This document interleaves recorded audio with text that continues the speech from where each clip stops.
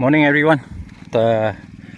I'm here to do some work in the farm, and we have acquired a lot of foam boxes that is given by the local people free of charge, and this is what we're going to do. We're going to repurpose them to be something valuable for our work.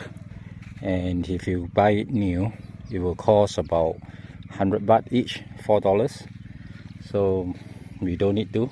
We can always take it from someone else that they can repurpose it into something more useful. And let me quickly give you all an introduction on what is going on in the farm in this piece of land, ESC Global, right now. You notice that this side of the land, which is about 4 rai, right up to the border of the tall trees, it belongs to ESC Global. We will develop it at a later stage for people who want to retire and build some villas here through us with ESC Global at the later stage. So we will leave this land as it is, untouched, while we start to develop the rest of the rai from right at this end to the entrance. And all the longan tree, amazingly, they recognize our hard work and caring and love. They are already start flowering, and by June we will be able to have our first longan harvest. I don't think we're going to eat all of them, so most probably, in fact not most probably, definitely we will be selling this wholesale to the market. So can you imagine, there's so many of them here that we will need a lot of helping hand to harvest them sometime in June. In the meantime, while before the serious work actually started, our farm uncle, which is superb, started to plant some edible vegetables. So I'm not sure what is he planting, but anyway, this is just temporary. At the same time, you notice that we do have a piece of land here, or rather a pond, that was dug up to catch the water, so to speak. And we have caught quite a lot. Okay, and then with the help of the uncle, he actually loaned us the motor, and this motor help us to pump the water through this pipe to another catchment area, which he also helped us to connect with the owner that doesn't belong to us. With the water catchment area doesn't belong to us, to let us use it for the time being. And that reservoir can contain, I understand, a lot more than our current kind of mini swimming pool that we created ourselves. So that will be a permanent feature where we will tap our resources, water resources, for our plantation. And the mini, at the same time, the mini pond that we built by us will be used for production. So water wise, so far right now has been secured and fulfilled. We have no issue with water supply. The next thing that we will be focusing on will be the development of the grid. So it can be grid and off grid, it can be totally off grid, or it can be more off grid and less site usage of the utility grid. But let's wait and see. In the meantime, I will get the thing sorted out, filter off the good one for something more important that we're going to do in the lab, and the rest we'll keep it to grow vegetables. And these pipes, okay, let us do this quick. I bring you through the path where we lay the pipe right to the water reservoir that we're going to collect all those water from the pond into the tank. And amazingly, the tank to us is very unusual. is a cement water tank, but here is very common sight, and that is one that we will be building similarly later on. And I realized that by building a cement water tank, we don't really need any pump to create the water pressure that we need, because everything move very naturally. But before I show you where is our water tank located, let us walk straight to the end, where there's a group of workers is currently building up our production area.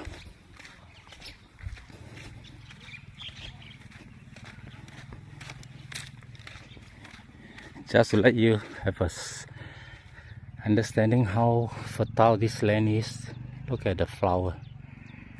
You know, the flower of the longan. Every tree has flowered, and every tree will bear longan's fruits. And for the next couple of months, we will wait for it to be ready for selling. And Dang, hi Dang. Dang is a stray dog that comes to our land and make this her home. And every day we will pack her some food and let her have it every day. And she eventually settled it, and she's now actually taking care of the land, patrolling every night and every day to make sure that no nonsense actually comes to the okay. Anyway, today is prayer day, so we will be doing some prayer as well.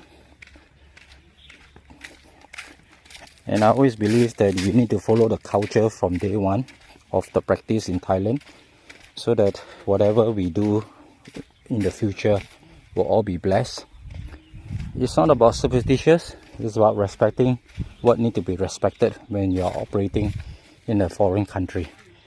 And whether it's nothing to do with religion, but it's rather a sign of respect.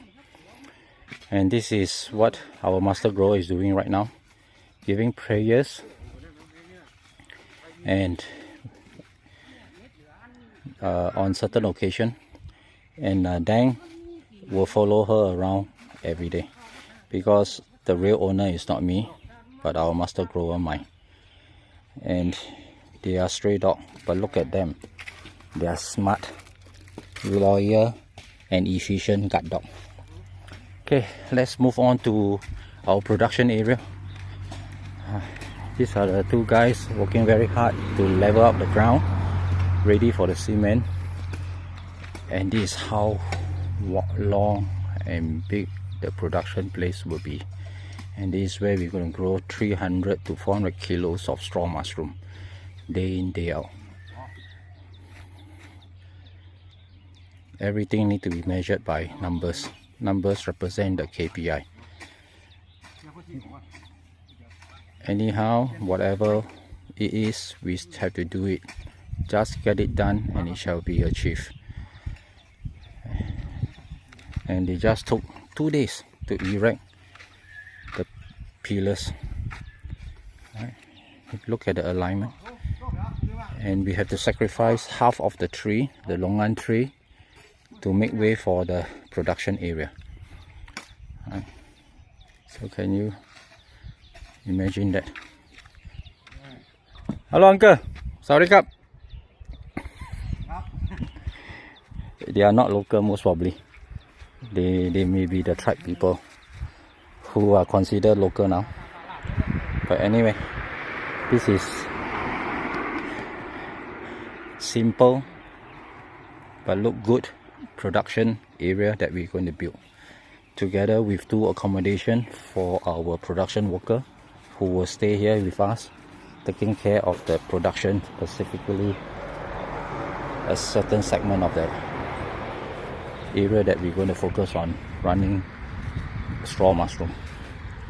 And this will also double down as a training area, so in future students from overseas will come and experience a real actual commercial farm while they are learning with us on how to grow mushroom as a hobby or commercially or even industrially. Alright, so this is what we will be building, a chamber here as well. Okay, there will be 2 chambers, and these 2 chambers is able to produce a decent amount of 100 to 200 kilos. So once we settle down with 2 chambers, we will start to expand to the 3rd and the 4th and the 5th. And once we are in full capacity, we will be able to produce easily 300 to 500 kilos daily of straw mushroom. And take a look at our swimming pool. This is a mini pond that we created to facilitate for future training as well. Alright, and then the actual water tank, alright, that can hold at least 10,000 or maybe more. I'm not sure. It's over here. So this is Uncle. Fantastic man. Very hardworking, very smart, very helpful. And this is all done by him, single-handedly. See? And whatever we don't have here that we can repurpose, we will procure, just like the pipe, which can be used later on. All these are the bamboo from the farm, and this is where the water is being pumped from the pond right up to this tank. And we need a ladder to climb up and into the tank. And let me show you the depth and the area of the tank. This is where the water is going to drop in, fill it up and seal it so that we keep away all the foreign objects into the tank. And this tank is not built by us, but by our neighbors, who is so kind to let us use it since they are not using it. And for me to build something like this, it can cost a few $1,000s. Alright, so yes, thanks for watching and have a good day.